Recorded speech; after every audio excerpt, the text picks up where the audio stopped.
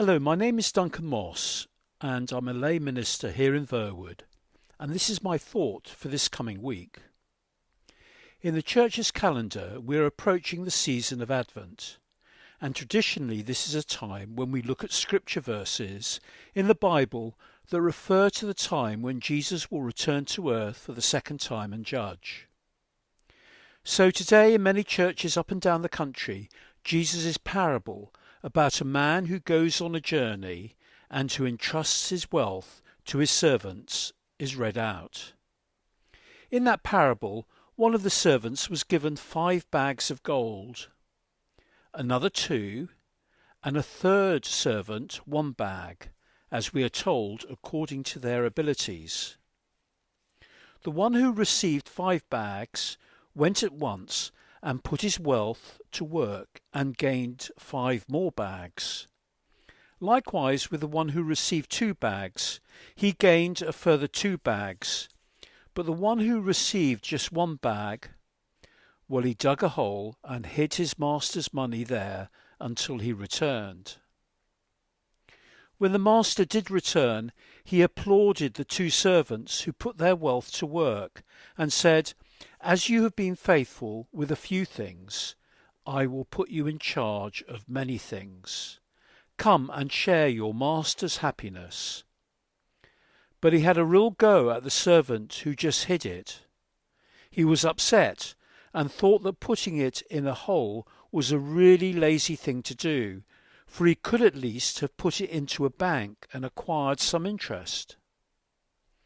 That parable gives us all both a warning and encouragement at the same time.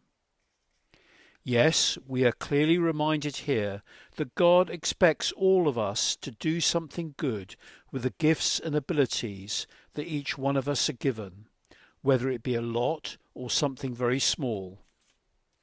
We are all given some ability in life to do something worthwhile, even if it is not much. For it would seem that God rewards each person not according to the amount of gain in real terms, but takes into account how much was given them in the first place.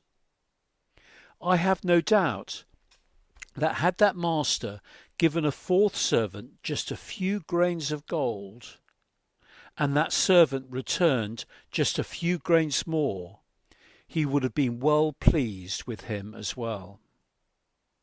So the encouragement to us is that even if we do not have much time or ability in our busy lives to do things for God, so long as we do that little something proportionately, God will be pleased.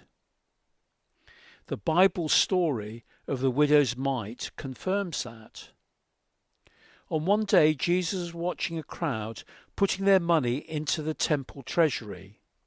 Many rich people threw in large amounts, but a poor widow came and put in 2 very small copper coins worth only a few pence.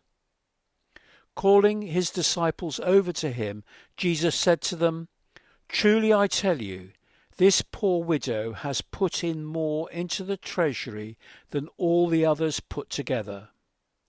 They all gave out of their wealth, but she, out of her poverty, put in everything, all that she had to live on."